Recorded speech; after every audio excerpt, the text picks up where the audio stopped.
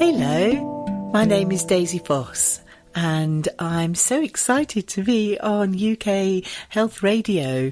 I've been invited by Amanda Nelson while she's away to take care of her shows. I am here for 5 weeks where I can introduce myself to you and share with you my experience of meeting the angels of the Elohim, Merlin, the magician, and the angels of awakening, all these magical beings that help me in my work as I help people to transform through the divine healing and the transformational coaching.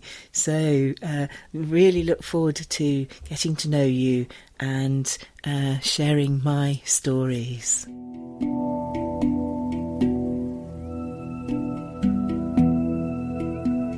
Amanda's travelled to Vietnam to look for places to have a retreat for you. How brilliant is that?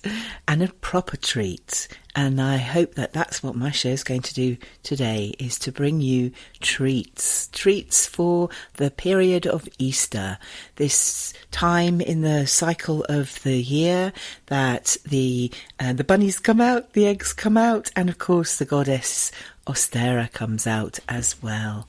And we're going to be talking about the angels of awakening. My last 2 shows, I hope you've enjoyed them. The first one was the experience of meeting the Elohim angels. I met them in Egypt, and the second show was how I met Merlin in Glastonbury. And this show is going to be a little bit about how to meet the angels of awakening. Oh, did you hear that sound? They always make a sound when they want to confirm, and it's wonderful. Do you hear sounds all the time? I do. And people, and I consciously go, oh, that was the angels, thank you. And people go, oh, really? It can be anything, any kind of sound, but that was a sound from my phone. I really should go and turn it off, shouldn't I? So, are you comfortable? This is a time for finishing old projects and starting anew. And that is the theme for today. So do keep listening. It's Daisy Foss here on UK Health Radio. And we have time now to have a sit down, put your feet up and really enjoy the time for you, because that's what this is about. How you can energetically have some time for you. I can hear you say, I haven't got time to sit down. Well, you have. And thank you for taking that time. I've just spoken to a friend of mine and she said, oh yeah, I'd love to hear what you're saying, but I can't hear it and listen to it in the car. I just zone out. So if you are driving, please take care. And if you are listening in a safe space where you can really absorb the energy of the angels of awakening, because that's who I'm going to introduce you to today. The angels of awakening. They came to me about 5 years into my journey. So very exciting, very beautiful experience. And that's what this life's all about, isn't it? Experiences. And we're going through an incredible experience at the moment. It is the time of Ascension Awakening. And this week is Holy Week. Holy Week is the Divine Light, Christed Light time. It starts around the vernal equinox. We've talked about that in the first programme. And the new moon in Aries this year was extremely strong. We also went into the cycle of Pluto too. I just love this time as we're going now into Easter. And of course the Easter experience is one of ancient history, but it's very different every year. It's never the same date for a start. It's aligned to the moon, the full moon, and it is very exciting time of year, but it's also a very deep and intense time, and that's what we will be covering in this show, is the intensity of the time of letting go, of the time of things being so tough, the time of the crucifixion, the death of all that you know, and then the rebirth on Easter Sunday. It is across many different cultures and religions.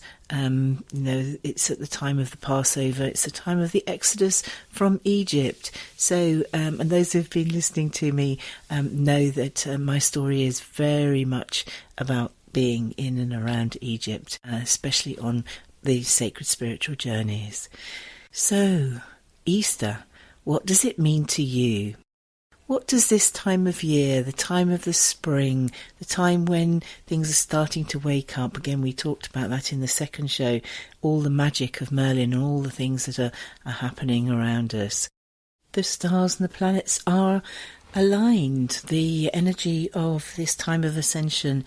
And for those who don't know what ascension is, it's the raising of the vibration. Your energetic bodies are raising their vibration, and some of us are doing it consciously and some are unconsciously going through these big shifts and these big changes, and of course it is life, it is what life is all about, experiences, but it can be quite a traumatic time if you are not aware of the spiritual growth and the lessons that can be learned. And this is working on the inner net, I call it, your inner stuff, that stuff that goes on inside your head, that can be cleared, can be understood, can be let go of, and your vibrational energy raises, the frequency raises, your body feels better, you are better, you shine. You see people who are on their spiritual journey, who are bathed in their divine light, bringing through the Christed light all the time, not just at this time of year at Easter, Ostara, but all the time, really connecting with the faith and the love and the light that's within them, and shining like a candle.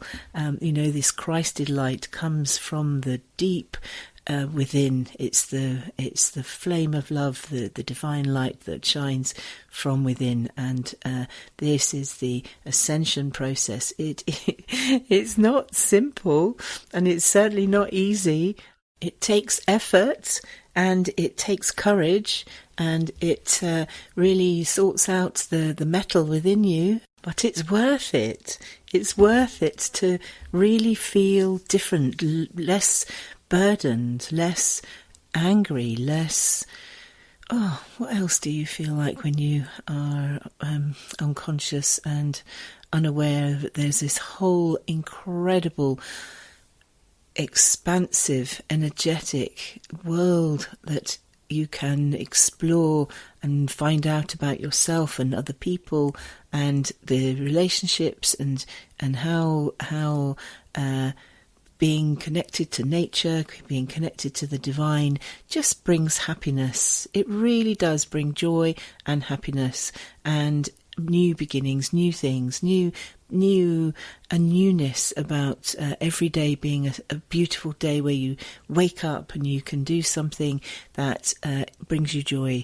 It isn't a drudge. It isn't the same old every day. And so that's my interpretation of ascension, is that we are waking up to the authenticness of who we are. How does this sit with you? Where are you on your ascension process? Where are you in your waking up, your vibrational changes that are taking place? People who believe in the woo-woo, all this hippy-tippy stuff, they're the ones who have been persecuted. They're the ones who have been laughed at. And for the last 20-odd years that I've been doing this, it was like pushing water uphill. Nobody was listening. It was, we were mad. I was walking around with angel wings on my back. I still do. I love it. But it's now it's becoming real, mainstream. Everybody's doing yoga. Everybody wants to know about how to cleanse their chakras and how to awaken their selves to a brighter, happier, joyful life. So let's share my story as to how I met these angels.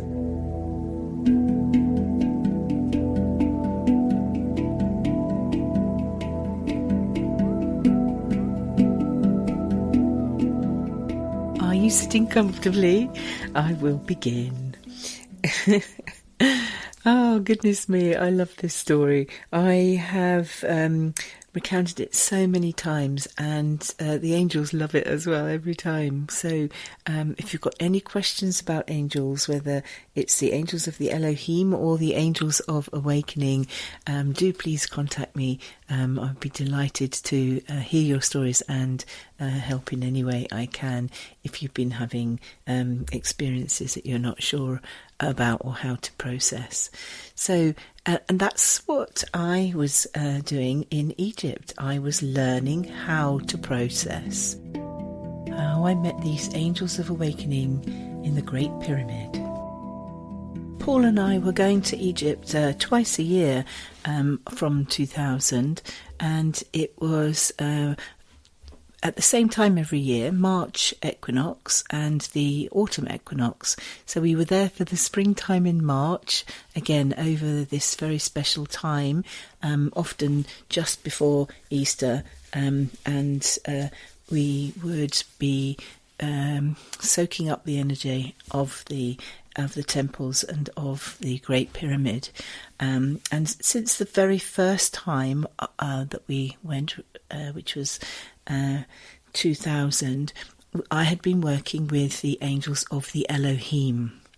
And every day they would come in and they would talk to me and guide me. I would hear this buzzing in my ears.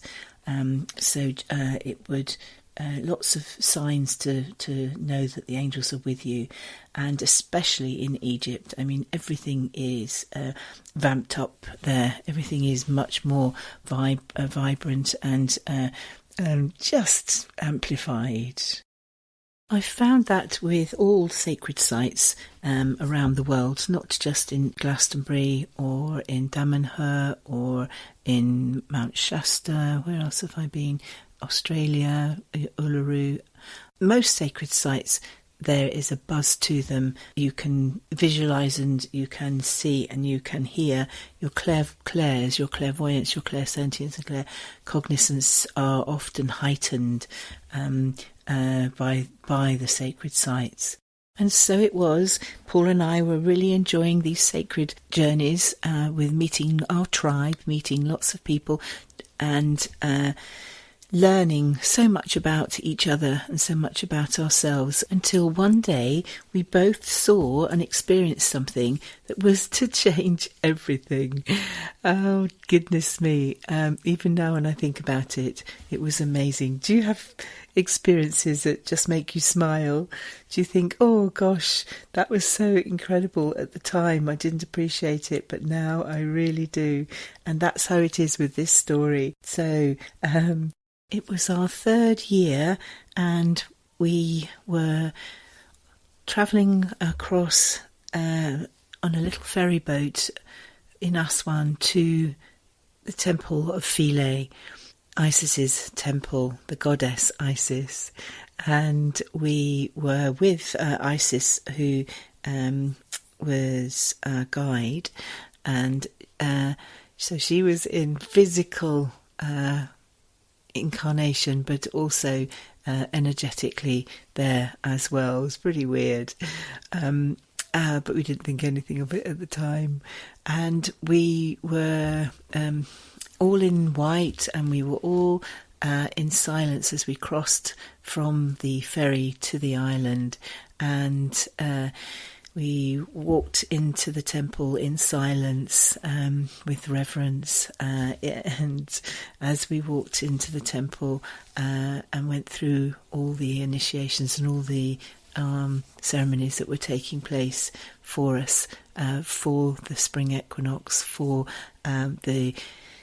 the energy of love to enhance the love. And that's what this time is all about. It's really noticing how fertile and how beautiful and how connected to nature it really is. And you don't have to be in Egypt to be in Egypt. You can absolutely have that feeling wherever you are. And we had quite a deep and a profound experience within the temple.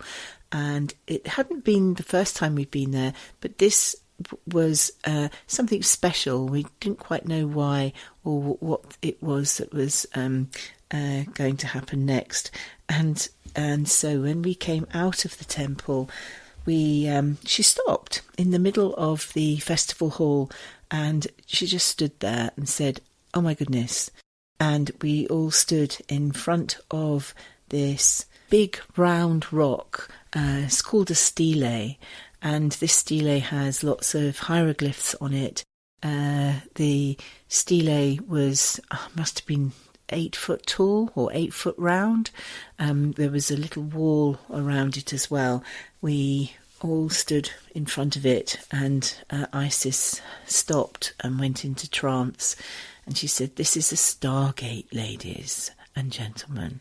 So I didn't know what a stargate was.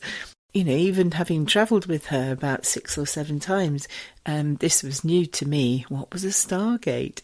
And so standing in front of this rock, and of course my bloke Paul was just going, "What? You're standing in front of a rock saying it's a stargate?" But he stood by me, stood with me. It was brilliant.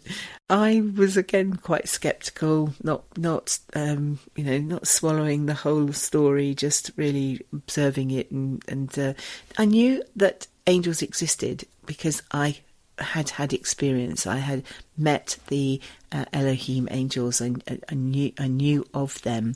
I believed in them. I believed in those angels. And so what happened next was quite phenomenal, quite incredible, and there'll be a lot more about it in my forthcoming book. So it is just this story that really was so mind-blowing at the time. So we stood in front of this rock, went into a deep meditation, into the heart, and Isis was getting more and more excited, and she said, "Wait for it, wait for it, wait for it." And and she said, "Wait for it, wait for it, wait for it." And all of a sudden, in my third eye, I could see this rock opening like a vortex, like on a camera lens, like the eye, when the eye opens, the pupil opens. That was how this energy around this rock was moving. The little angels, the cherubs, started to come out, and they started to fly out. Then sort of medium-sized angels started to come out, and then these huge angels, literally they had to bend their wings as they came out, and they were coming through this stargate. And I had never seen anything like it, and I thought it was my imagination. I thought, oh my goodness me, but you could feel the wings. And when the big angels came out, the archangels, the energy of them literally moved my clothes and everything. And then after the archangels came out, the energy of it was so vast. As all of them started to come out at once, the energy was so strong that it literally knocked me off my feet, and I fell into Paul's arms. And of course he wasn't in such a deep meditation, and he caught me, thankfully. And that brought me back into my body. And I swore, because I did at that time, I still do, but I swore so loudly it brought everybody else back, and it was like, oh my goodness, oh my gosh, words to that effect, that did you see those angels? Did you see those angels? And everybody went, yes. And we all described them differently and separately. And Isis was so beside herself with joy, and it was like, oh my goodness me, the angels have come through this portal. This is a new portal in the temple of Isis and Philae, and it is the beginning of this awakening, this angels coming through. And we went off and went to the rest of the temple, and in fact we went to the Roman dancing festival hall, which is to the left, which looks out over the lake, and that was where Paul and I got married. Yeah, it was it was a year later, and we got married actually in the Temple of Philae. UK Health Radio, the station that makes you feel good.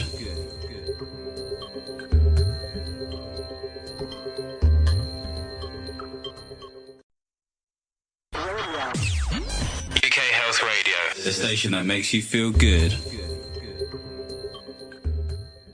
Welcome back, it's Daisy Foss here on UK Health Radio. I do hope you're enjoying the show, there's so much more to come. And when we went back a year later, the Stargate had opened more, so the angels were now coming in, and as some were coming in, some were going out, and it was a bit like travellers meeting, and you could see that they were doing the work, and they were helping the humans with their work, coming in to almost a physicality. Almost, I said, not completely. The day we see angels walking beside us with our physical eyes, oh, I can't wait for that. I do believe it will happen. So when we went back every year, which we did at that time, twice a year even, by year 5, by 2005, this Stargate was all singing and dancing, and it was a bit like Egypt Cairo airport. Every time we went, there was an improvement. You know, it started off as a wooden shed shack, and every year it got more and more commercialised and more built up, and to how it is today, which is an international airport. Is amazing. But at that time, the angels were coming in and coming out, and there was more of them. So, again, didn't think anything more of it. Every time we went, it was the experience of it opening was absolutely joyous. And when we, in 2005, went to Philae, there was something different about it. It was almost as if it was ceremonial. Again, it was at the spring equinox at the beginning of the year, and we went from Philae to Aswan to the Great Pyramid. And the Great Pyramid in the Giza Plateau is one of 3, and we'd managed to go and have private inside all 3 of them at that time. I don't think you can do that now, but you certainly could do it then. And and so again, we were all dressed in white as we walked in single file through the steps, up through the steps, in through to the Great Pyramid. I don't know if you've been to the Great Pyramid, but I just love it. I've been in there about 30 times now. I counted it up once, and it was like, oh my goodness me, that's such a lot. So you can walk through the pathways, but when you get to the steps, you have to crawl through the tunnels to get to the Great Hall, and then to get to the King's Chamber. And we were doing this again in reverence, in silence. And as you go in through the tunnel, and you do have to crawl, it's you're not quite hands and knees, but it is a small space, that I could feel this tingling, and could feel something that was going to happen, like an excitement that was brewing. And so When we reached the grand hall, the light, it had literally turned to gold. This golden light was in this vast hallway, the grand gallery, and it was tingling, and this golden light was absolutely amazing. And because of that, everyone in the group just started to sing. We would sing every now and again, but this was absolutely angelic. It was impromptu. It was absolutely in the moment, and it was hallelujah.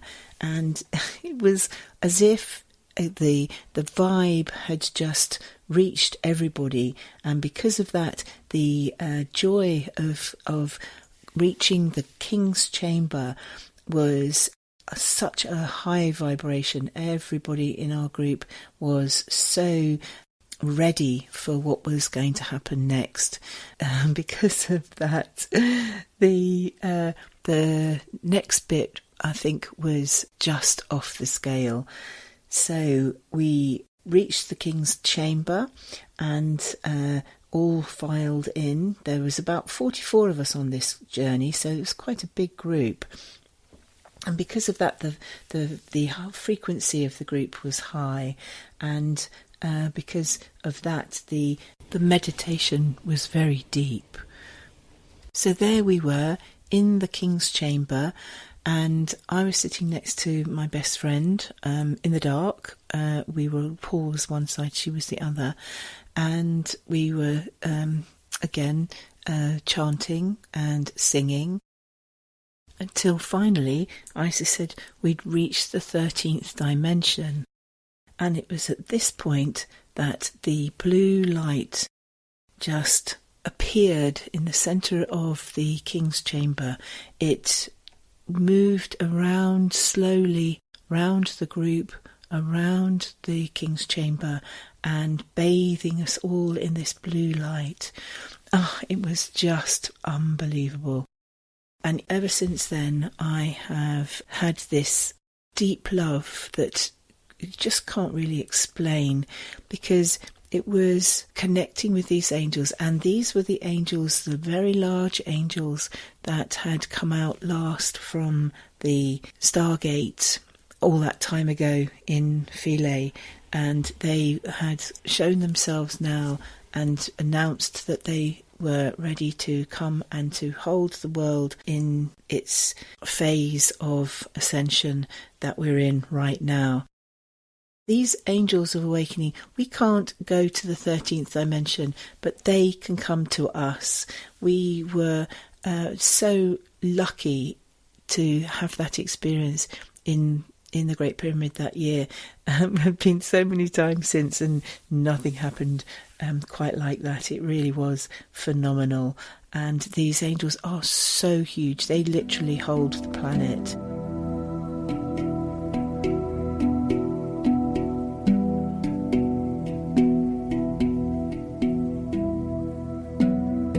So the moral of this story is you can't always see things, but you just know that they're there, and to trust the process, because these angels have shown themselves energetically time and time again, and they are complete love, absolute love. So I do hope you've enjoyed my story, and that you have your own stories about angels. I would love to hear them and hear from you as well.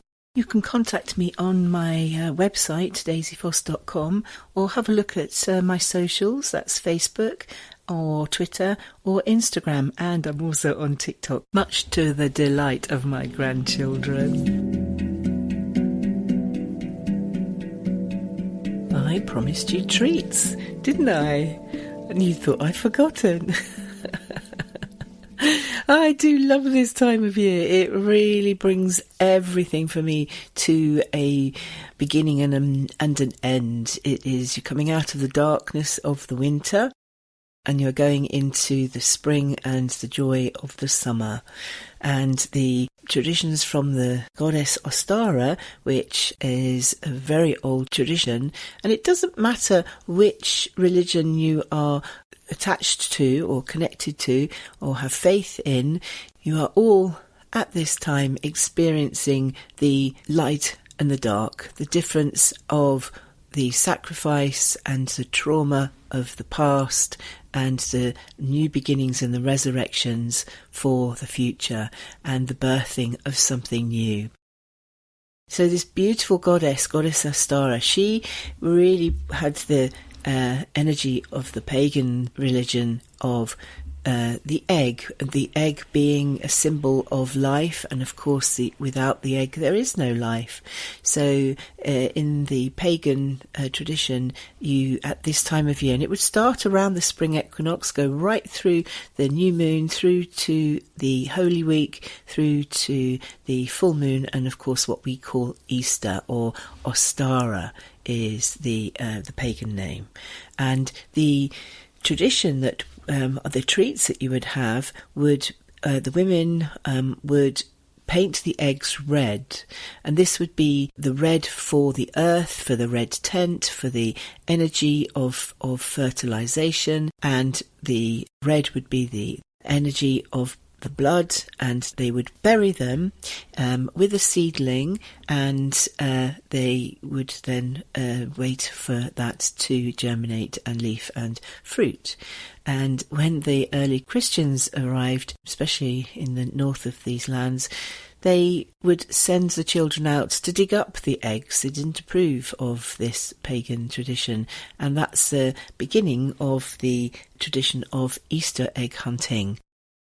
By burying the egg into the earth, you're letting go. The women would give the egg all their trials, their tribulations, all the things that they wanted to release and to forget about from the past year. They would put that energy and tension into the egg and bury it in the ground, and that would be the past energy would then be given back to the earth, to the goddess Gaia. And the symbol of Ostara, the goddess Ostara, was one of a rabbit. And of course the rabbit is fertility. So this is the resurrection, the beginning of the new things that are being created. And so that's why we have eggs and rabbits for the Easter time as gifts and treats for our children, and some grown-ups as well. I'm not sure if I'm having any this year. What about you? So along with the treats of Easter and Ostara, we also have the energy of the resurrections, the resurrection of Jesus, the resurrection of Osiris in the ancient Egyptian traditions and culture. Happened at this time of year, and of course the resurrection, the beginning, the opening for the angels to come here was very significant for me. All of these are showing the spirit, the soul, the time of you coming out of the dark and into the light. And this light that we're talking about is the Christed light. This Christed light is the highest light. It's the light from the divine, the great central sun, bringing that light through your Christed consciousness, through your highest chakra, through to your soul star. And when the soul star receives this light, it then flows through to your heart star. And from your heart star to your earth star. How brilliant is that? Bringing this light from heaven to earth. And the Ascended Master Maitreya is also very involved in this too. He is from the red ray, so the Ascended Master Maitreya of the red light. He is the Christed one. He brings that Christed light through. And it's said that Maitreya gave Jesus the Christed light, because when we talk about Jesus, we say Jesus the Christ. And the energy of this highest light is bringing you out of the darkness into this light. And this Christ light, it's not a religious light, it is a divine light. And how do you get out of this? darkness, this trauma. We've been in some dark times over the past 3 years, haven't we? And of course we've had some very light times too. So how can we get out of this rut of being in the same old way, letting go of the past? I'm going to give you 6 ways now to really help you to come out of any stuck feelings that you have. And they're just pointers and it's advice. You can take it or not, but it's something that I find that has really helped me and a lot of other people. So I hope that it's going to help you too. So the first thing is to stop living in routine. Stop doing the same things that you're doing every day.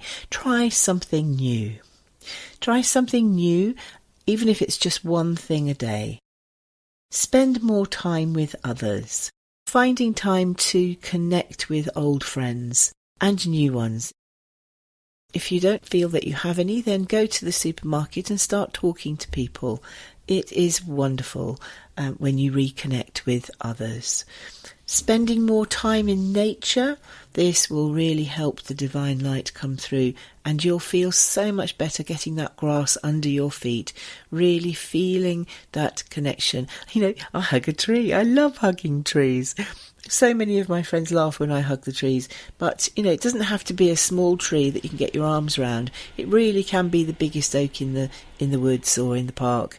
Just go up to it and hug it. And the best way is to put your spine against the back of the tree. You can sit down with your back against the tree and connect with the tree and connect with nature, because the divine light comes through the trees. Comes through the branches, the leaves, the transformation of the carbon dioxide to oxygen happens through the trees, and they are amazing when you sit with them and start connecting with them and bringing in their light. And to do that kind of thing or anything else that helps you to be happy. It is a choice. Be happy, because you have the choice to be sad, or you have the choice to feel happy. It's another day. It's a new day. You wake up every day, and if you wake up one day feeling sad, then be sad. But the next day, wake up and you're feeling sad. Make the choice to be happy. I know it's easy for me to say that, but I have actually been there, so I do understand. And it is all about you wanting to live your life like the divine intended. You know, live your life, create your life how you want it to be, how you want to create it to be. And that wanting is a choice. You either have the wanting or you have the choice. And doing it is the first step. So to bring that Christ light in, to really feel that energy, start with a meditation, a little prayer. And meditation is closing your eyes. A little prayer is saying something intentional that is loving, either to yourself or to others. And I would always suggest that you start off with yourself, because this is a time now that we are in. It is a very strong, energetic time for you to really go with the flow of nature. You know, it's a full moon the day before Easter. So write out in your list all the things that are feeling overwhelming, that you really are quite angry about or want to change. Put them on a list. I use a purple pen, but you can use any colour that you like. And when you've made this list on the full moon, hand it over to the divine, hand it over to the goddess, hand it over, give it to the divine, give it to God. And if you give it, forgive it, that is a forgiveness. It's amazing how when you write down your troubles, write down the traumas, and then let them go by burying them in the ground or by setting fire to them. So I'm having a little bonfire. I have been known just to set the bin on fire. But I wouldn't suggest you do that for a minute. But it is very the feeling is quite rewarding when you have made those actions, you've taken those choices and you've brought that energy through. the energy of the Christ light is so beautiful. People go, I don't know what you mean. But you do. When you close your eyes and just be, your body goes through all sorts of feelings, and those feelings are your energetic movements, and the frequency of your being is sorting itself out. You are connecting with it. So this Christ light, it is fabulous. And of course, this is the Christ light that the angels brought through for me, and they are here for you to call upon that Christ light, to call upon the energy of the highest vibration, and the violet light will clear any trauma. So the violet light, this is from the Ascended Master Saint Germain. They work together, Saint Germain and Maitreya. All the Ascended Masters work together. They're a good team to have on your side. And of course the Ascended Masters, I learnt about those in Egypt as well. The Angels of Awakening's frequency is of the 13th dimension, slightly higher than the Ascended Masters, but they all are a good team together. And that's what this is about, teamwork. It's about feeling connected. It's about feeling loved, giving yourself a treat. What would you like to do today? What would help you to get out of the old routine? What would you like to do that would help you to do something completely different? You know, if you've not been swimming for a while, go swimming. If you haven't danced for a while, book yourself a dance class, or just go somewhere that you can dance. You know, lots of people dance in their kitchen. It's amazing when you put a record on. There's my age, isn't it? When you listen or download a song, you can really dance in the kitchen, dance wherever you want to, because it's doing something new. And, you know, we've been cooped up in our homes by not our choice, and that's also been quite traumatic for some people, I know. And hopefully you're coming out of that now. We all are, slowly but surely, one foot at a time. And it really is about the time that you spend with nature, the time that you are walking on the grass, walking on the sand, walking on a pathway that you love.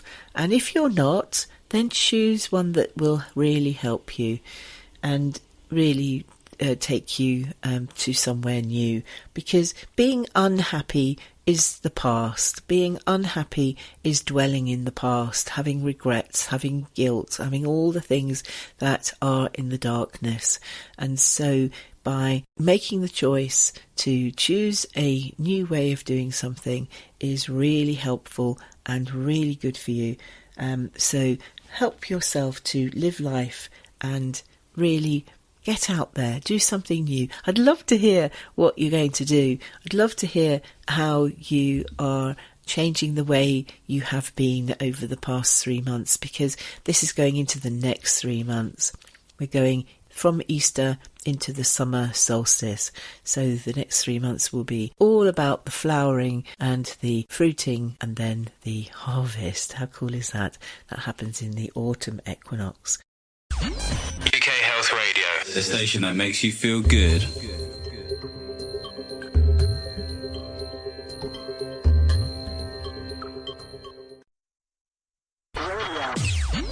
UK Health Radio, the station that makes you feel good.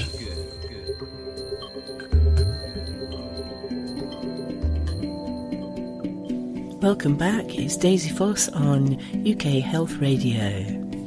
So you can see how the wheel of the year unfolds, and the Christ light, this is the blue light that I experienced in the Great Pyramid. But you can experience this blue light at any time, and it is the highest vibrational light.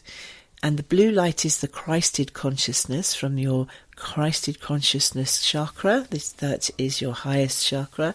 And that comes from the great central sun, and the Ascended Master Maitreya brings the red light through from the great central sun and brings that. When you draw on that red light, you're drawing on his Christed light. I know it sounds very complicated, doesn't it? I promised Amanda I wouldn't get too technical, so I'm sorry if that's too much information about the Ascended Masters. I think that's what we're going to cover next time. That'd be fun, wouldn't it?